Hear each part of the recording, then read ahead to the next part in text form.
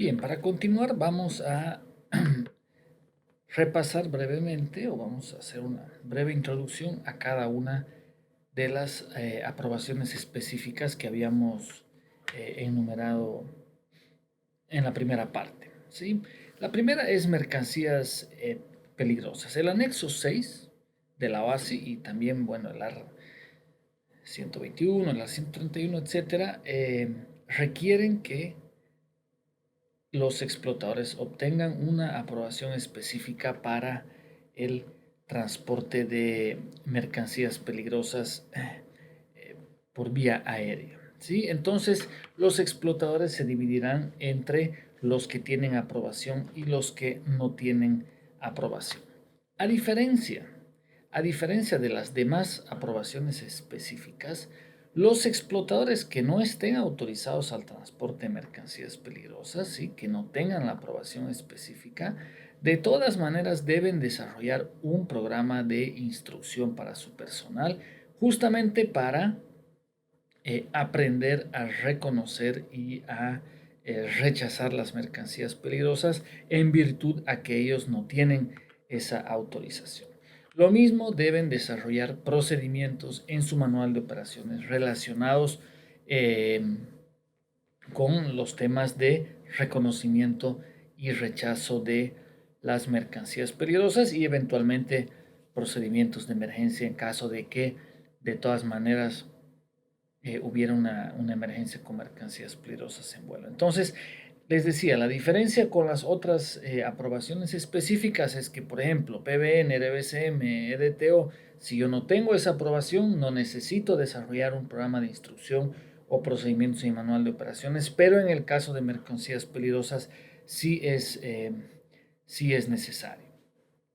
Los explotadores que sí están buscando esa autorización, lógicamente también desarrollarán un programa de instrucción y procedimientos en su manual de operaciones, pero en lugar de para el reconocimiento y para el rechazo, para el transporte sin riesgo de las mercancías peligrosas, de acuerdo a lo que exige el anexo 18 y las instrucciones técnicas para el transporte de mercancías peligrosas, que están ambos documentos considerados dentro del LAR 175.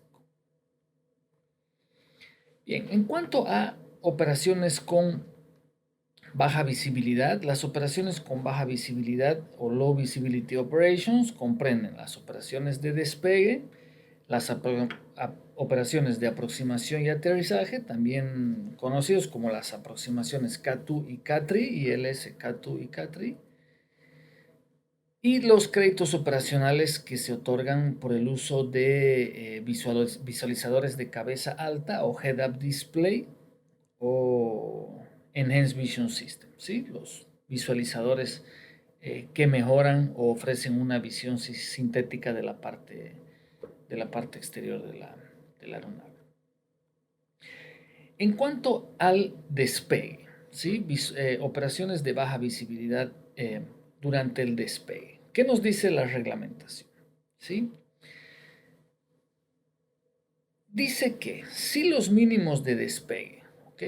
Esta parte de acá, si los mínimos de despegue no se encuentran prescritos para un aeródromo en particular, es decir, que no están publicados en una carta, ¿sí? Si el aeródromo no tiene mínimos publicados, es decir, que el Estado no ha establecido mínimos para ese despegue, ¿sí? Se aplicarán para aeronaves 1600 metros de visibilidad, ¿ok? Para aeronaves que tengan 2 motores o menos y a partir de 3 motores 800 metros. Entonces, los 1600 metros de visibilidad o los 800 en caso de aviones de 3 motores o más, se aplica solamente para aquellos aeródromos para los cuales el Estado no ha publicado mínimos de despegue. ¿Okay? Para los aeródromos que se han publicado mínimos de despegue, se aplicarán los mínimos publicados. Entonces, por más que estos mínimos publicados fueran menores a los 1600 metros, el explotador puede despegar legalmente sin una aprobación específica de baja visibilidad, mientras los mínimos meteorológicos se encuentren iguales o por encima de los mínimos publicados cuando están publicados en la carta o de 1.600 metros en el caso de que no estén publicados. Si el explotador, ¿sí? Si el explotador desearía operar, ¿sí?, con mínimos por debajo, ¿sí?, por debajo de, de los que están publicados, entonces, como dice aquí el numeral 1, sí, el explotador establecerá, ¿sí?, procedimientos que tienen que ser aprobados por la AAC para determinar estos mínimos, ¿ok? El explotador tiene que desarrollar procedimientos sobre cómo él va a determinar sus mínimos, que son más bajos que los publicados, y cómo ofrece una seguridad operacional equivalente, y este método para la determinación de mínimos debe ser aprobada por la AAC. Si el explotador obtiene esta aprobación tanto del método como de los mínimos para cada aeródromo específico, esos valores van a ir publicados en sus OPSPECs. Para el caso de aproximación y aterrizaje, es decir, ILS categoría 2 y 3, ¿sí?, se aplican los siguientes mínimos, ¿ok? Bueno, ahí pueden ver, por ejemplo, para el ILS categoría 1, la altitud de decisión no puede ser más baja que 200 pies. Para categoría 2, ¿sí?, los mínimos tienen que estar entre 100 y 200. Para categoría 3A entre 0 y 100. Para categoría 3B entre 0 y 50 pies. Y para categoría de 3C es 0. Y lo mismo, para categoría 1, la visibilidad mínima 800 metros, salvo que el aeropuerto cuente con RBR, entonces serían 500 metros. Para categorías 2 y 3, los datos ya no se manejan en visibilidad para ILS, sino necesariamente RBR de 300, 175 hasta 50 metros y 0. Entonces, solamente las operaciones de ILS categoría 1 pueden realizarse sin tener una aprobación específica en las OPSPECs. Si el explotador quisiera operar mínimos categoría 2 o categoría 3A, B o C, entonces necesita una aprobación específica en su OPSPEC, como hemos estado hablando, ¿sí? RBCM. Más o menos por los años 50 o algo así, se determinó que la separación vertical entre aeronaves por encima del nivel 290 hasta el nivel 410 debía ser de 2000 pies, ¿sí? Sin embargo, con el pasar de los años, la confiabilidad de las aeronaves, la congestión de las aerovías, etcétera, etcétera, se determinó, ¿sí?, que este espacio aéreo, es decir, de 290 a 410, se iba a reducir, ¿sí?, el, la diferencia entre niveles a solamente 1000 pies. ¿Ok? Entonces la separación vertical mínima se reduce de 2000 a 1000 pies. ¿Sí? Entonces eso lo que hace es, los principales beneficios es que lógicamente duplica la capacidad del espacio aéreo porque agrega el doble de niveles disponibles, ¿sí? Eso permite operar en niveles óptimos, menor consumo de combustible, menos emisiones, mejor gestión del espacio aéreo, y lo bueno es que el equipamiento de las aeronaves, bueno, de las antiguas, porque todas las nuevas ya vienen con esa capacidad, es relativamente bajo, ¿sí? Si un avión no está aprobado para operaciones RBCM, pero quiere operar dentro de los niveles de espacio aéreo RBCM, entonces el control se va a ver obligado a separar a las demás aeronaves por lo menos 2000 pies hacia arriba y hacia abajo, cosa que en espacios aéreos congestionados no es posible, ¿sí? Operaciones con tiempo de desviación extendido, EDTO, que es lo mismo que antes se llamaba el ETOPS.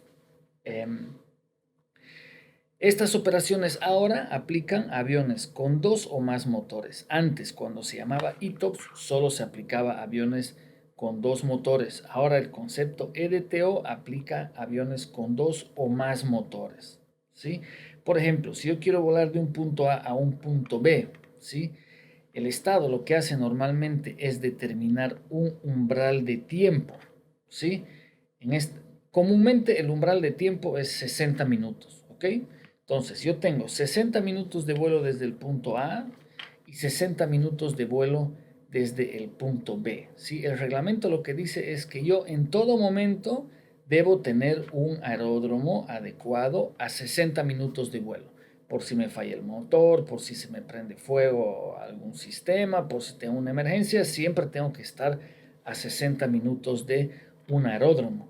Entonces, si yo quisiera volar del punto A al punto B, en este caso no podría volar directo porque todo ese trayecto del medio voy a estar más lejos de 60 minutos de un aeródromo.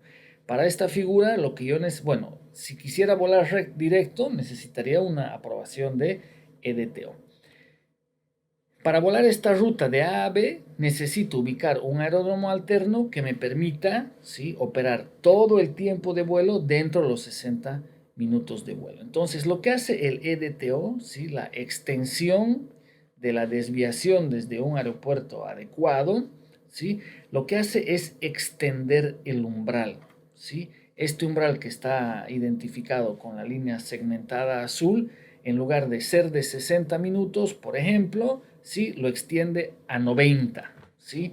Lo extiende solamente para el explotador que ha solicitado, no es una extensión genérica. Cada explotador necesita y para cada flota obtener específicamente esa aprobación.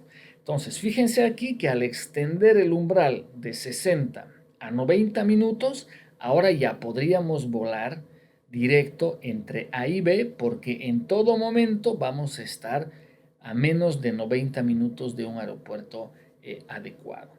Lógicamente, a medida que han evolucionado la confiabilidad de los motores, que antes prácticamente el concepto de ETOPS estaba basado en una probabilidad de falla de motor.